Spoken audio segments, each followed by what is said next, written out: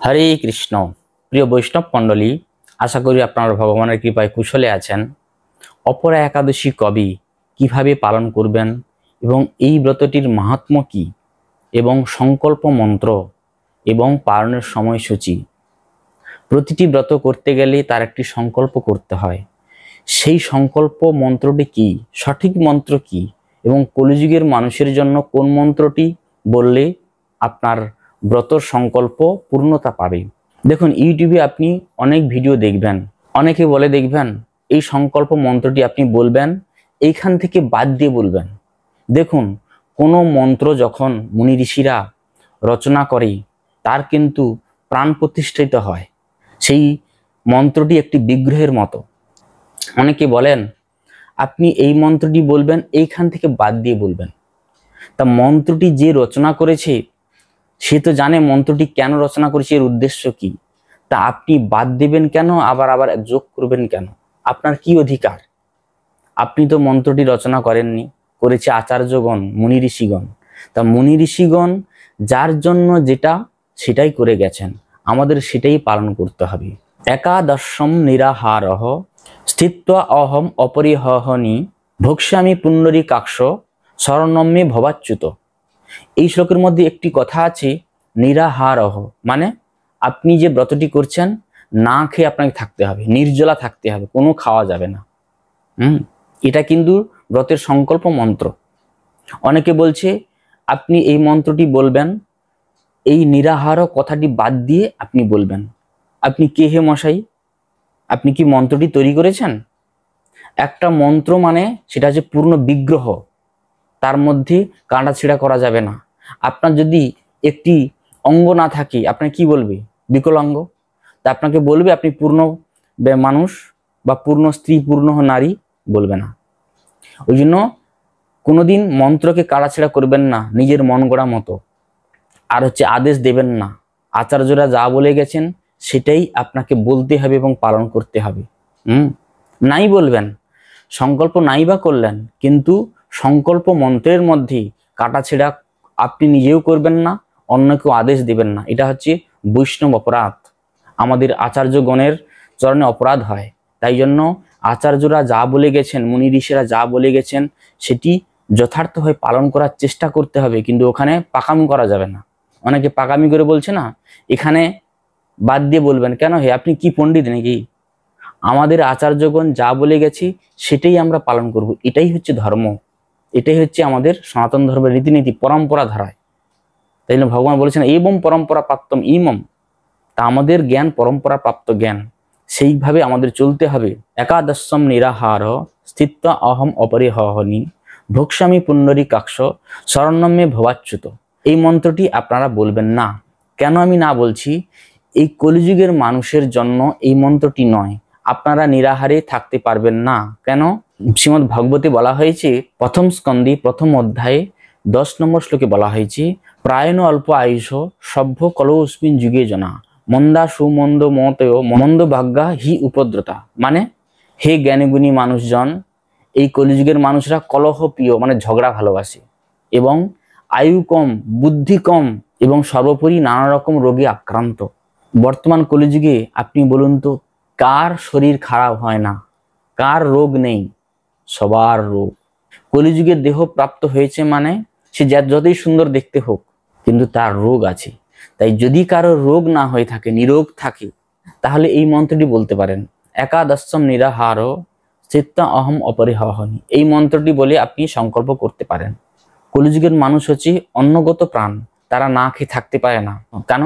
তাদের শরীরে নানা রকম রোগ আক্রান্ত হয়েছে, তাই জন্য তারা অসুস্থ।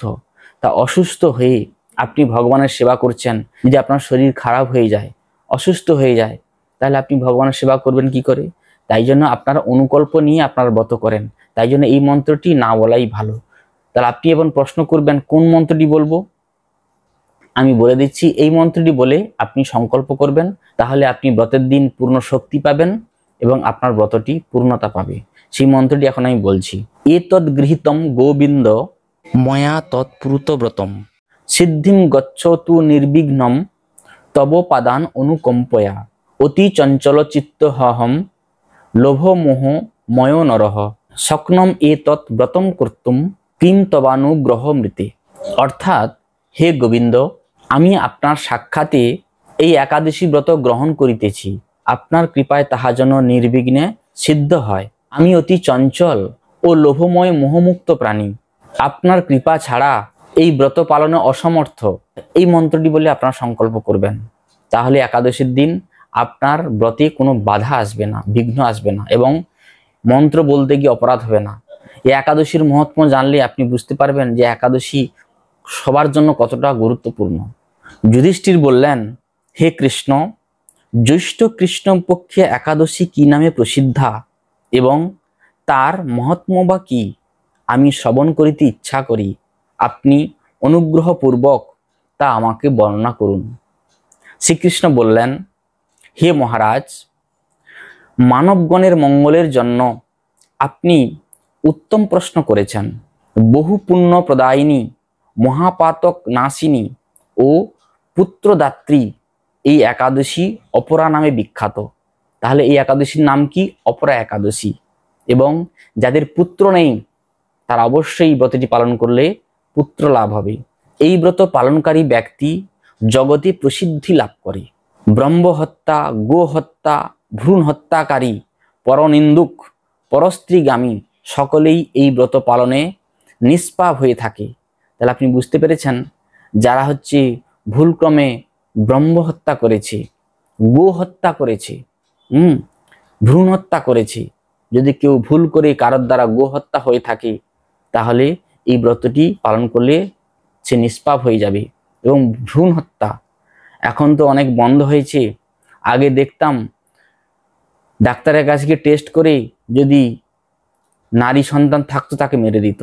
এটা পাপ, ঘোরতর অপরাধ, এগুলো করতে নেই।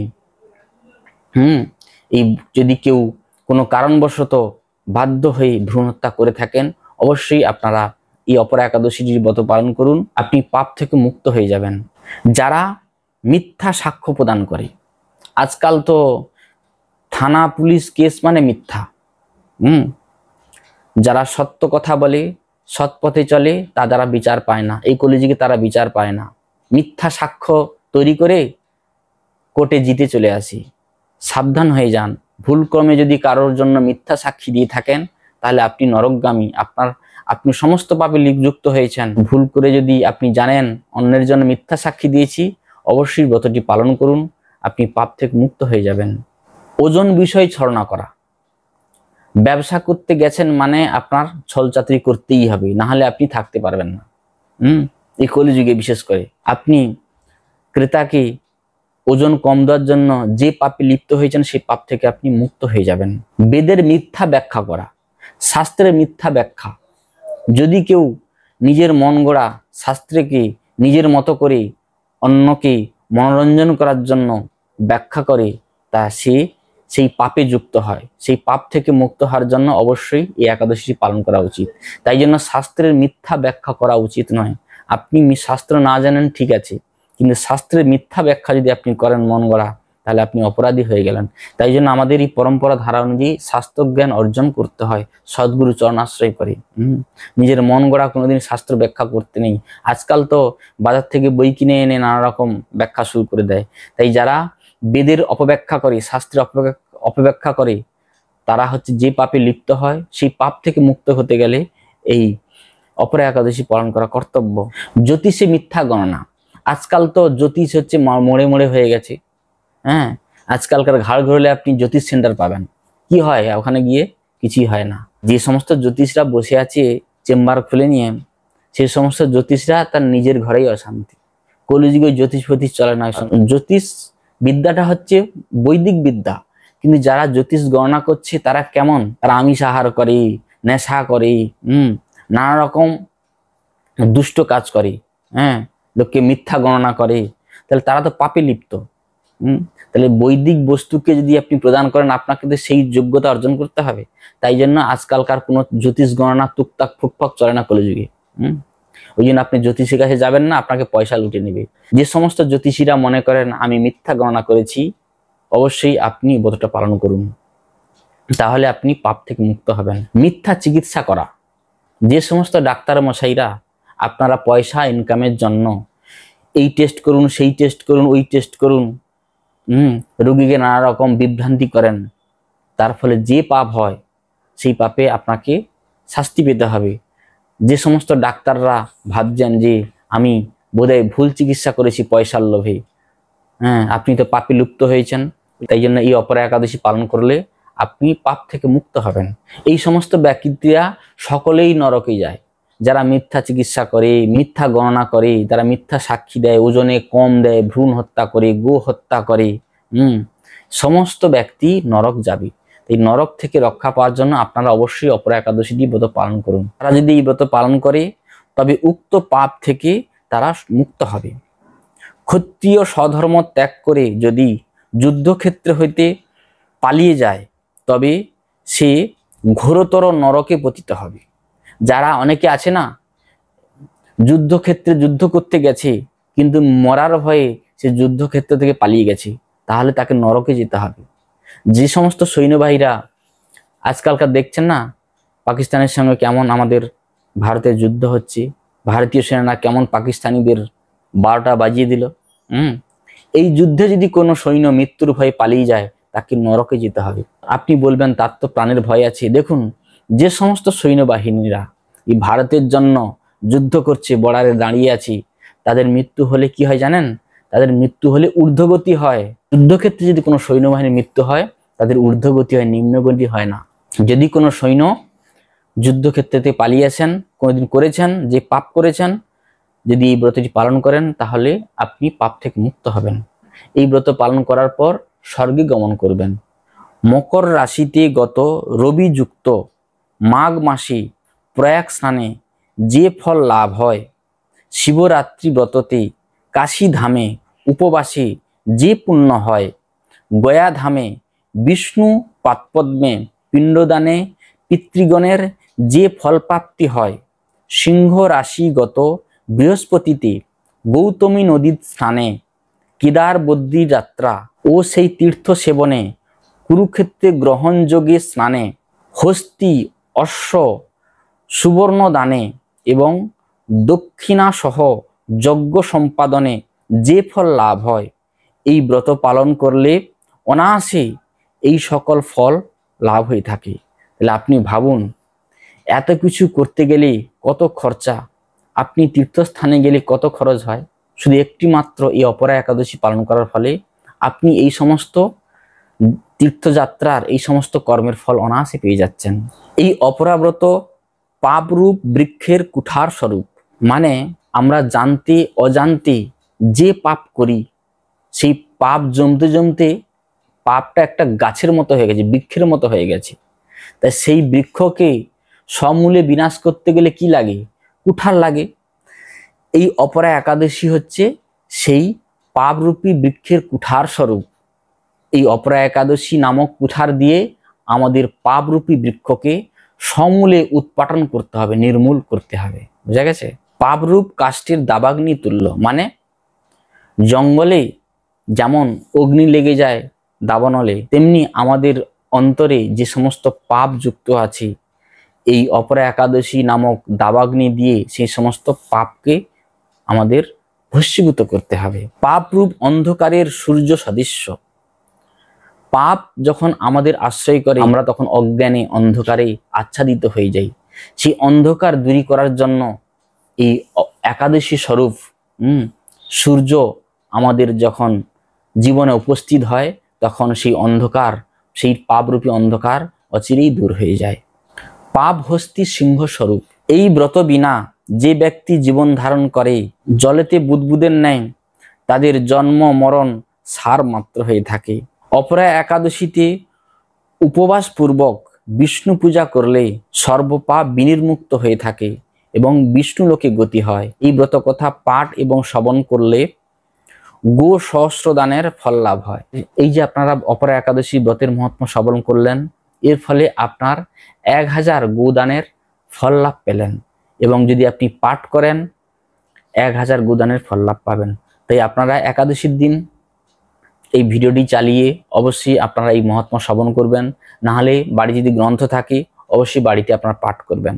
8ই জ্যৈষ্ঠ 23শে মে শুক্রবার 2025 অপরা একাদশী সবাইকে নিষ্ঠার সঙ্গে পালন করা উচিত। এই ব্রত এমন একটি ব্রত সবাইকে করতে হবে। প্রতিটি মানুষ কর্মে যুক্ত, কেউ ব্যবসা করছে সেখানেও পাপ করছে, কেউ উকিলি করছে সেখানেও পাপ করছে। সমস্ত ক্ষেত্রে আমরা কম বেশি জানতে অজান্তে অপরাধ করে থাকি, তার মধ্যে আমরা নানা পাপে যুক্ত হই। তাই জন্য সবাইকে ব্রতটি পালন করা উচিত। একাদশীর দিন যারা নির্জলা থাকতে পারবেন ভালো কথা, যাদের শরীর সুস্থ তারা করবেন, যাদের শরীর অসুস্থ আপনারা সমস্ত রকম ফল, কাঁচকলা, আলু, পেঁপে, শুদ্ধ ঘি দিয়ে তরকারি বানিয়ে, সবজি বানিয়ে আপনারা ভগবানকে অর্পণ করবেন। ছানা, বাদাম ভাজা, বাদাম সেদ্ধ এই সমস্ত ভগবানকে অর্পণ করে অনুকল্প প্রসাদ গ্রহণ করে ব্রতটি অবশ্যই পালন করবেন। শাস্ত্রে বলা হয়েছে মাতৃহা পিতৃহা চৈব ভাতৃহা গুরুহা তথা একাদশন্তু যো ভুঙ্ক্তে বিষ্ণু লোকচ্যুত ভবেত। যারা একাদশীর দিন এই পঞ্চশস্য গ্রহণ করে তারা মাতৃহত্যা, পিতৃহত্যা, ভাতৃহত্যা, গুরু হত্যার পাপী রূপে গণ্য করা হয় এবং তারা কোনোদিন বিষ্ণু লোকে গমন করতে পারে না।